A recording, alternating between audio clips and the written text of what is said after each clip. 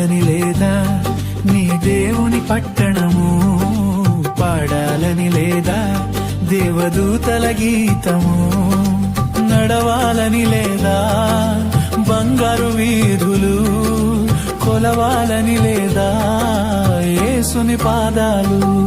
ఏ కన్నులు చూడనిది, ఏ భాషకు అందనిది, వివరించగలేనిది ఆ దేవుని రాజ్యము.